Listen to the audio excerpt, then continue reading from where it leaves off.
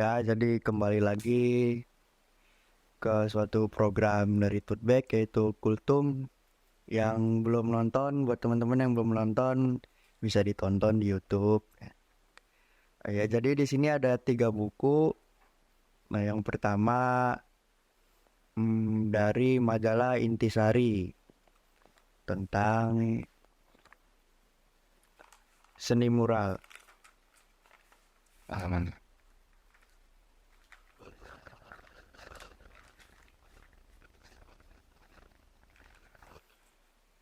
Tentang seni mural di ruang publik, formalisasi seni jalanan bagi integritas kawasan. Jadi di artikel tersebut menjelaskan tentang apa itu seni mural. Seni mural ini kan merupakan sebuah karya seni jalanan ya yang bisa dilihat di tembok-tembok kota, biasanya berupa grafiti ataupun poster-poster gitu ya. Nah, yang kutangkap dari artikel ini, uh, karya mural ini bukan hanya sebuah coretan yang hanya cuma mengkotori tembok-tembok di sekitaran jalan ini, tapi karya mural ini bisa menjadi sebuah warna bagi suatu kota. Jadi warna bagi suatu kota dan juga menjadi daya tarik tersendiri bagi masyarakat. Ya bisa ya dibuat foto-foto atau ya pokoknya biar nggak bosen lah kalau kita jalan ada yang kita lihat begitu sih. Itu sih dari aku. Ya, kalau dari aku sih melihatnya adalah tentang bagaimana seni mural itu sebelumnya belum dianggap sebagai sebuah hal yang positif ketika itu belum diformalisasi sama pemerintah gitu. Karena mereka masih nyebutnya lebih cenderung yang seni grafiti yang bersifat vandal dan ilegal gitu. Tapi ketika pemerintah memberikan suatu syarat-syarat dan tata cara untuk kita bisa ngajuin melakukan sebuah seni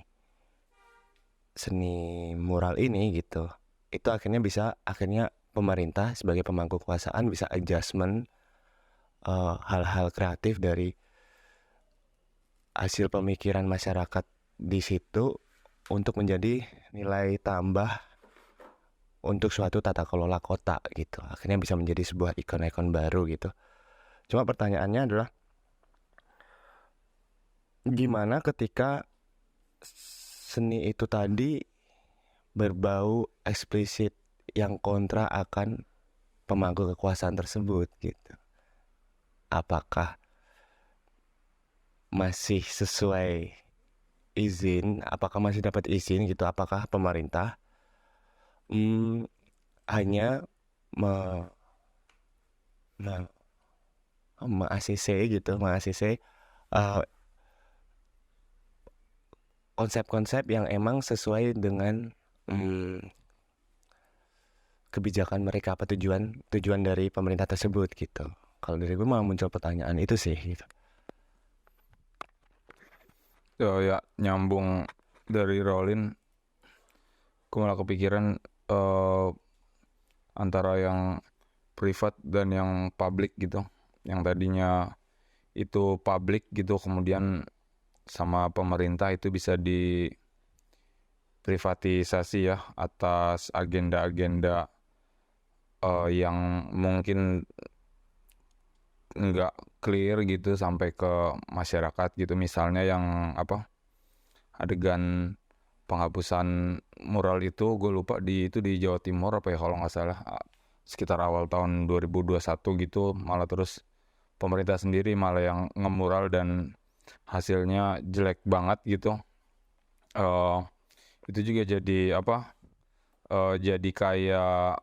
kayak pemerintah nggak percaya sama masyarakat gitu. Tapi di luar itu sebenarnya ruang publik ya ya ruang publik gitu yang semua orang tuh bisa gitu. Mau perkaranya adalah misalnya gue habis mural gitu, terus malamnya terus besok sorenya itu langsung ditiban lagi gitu sama misalnya mau mural gitu.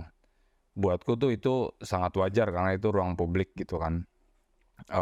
Ya kalau misalnya nggak mau ditimpa-timpa, ya mungkin bisa gambar di buku gambarnya masing-masing aja gitu, biar nggak ada rebutan ruang gitu. Namanya juga ruang publik gitu kan, nggak bisa diprivatisasi gitu. Sebagaimana yang ruang privat juga sebaiknya sih nggak dipublikasi juga gitu. Ya nggak tahu persoalan harus curhat di media sosial. Aku juga masih bingung gitu ngelihatnya gitu kan, ini tuh privat atau publik, tapi tapi kan orang nggak boleh toh kalau nggak curhat gitu, ya boleh-boleh aja gitu. Tapi masih ngelihatnya tuh masih rada bingung gitu gue malahan kalau sama yang privat dipublikkan gitu. Kecuali memang hal-hal kayak misalnya korupsi atau nepotisme gitu kan, yang awalnya hal privat gitu, artinya tapi untuk kepentingan publik ya itu memang harus dipublikasikan gitu, emang harus dibongkar kayak gitu-gitu, nggak terus diprivatisasi gitu. Malah gue kepantul soal-soal kayak gitu dari artikel yang ini gitu. Mungkin ada yang mau nambahin soal privat publik.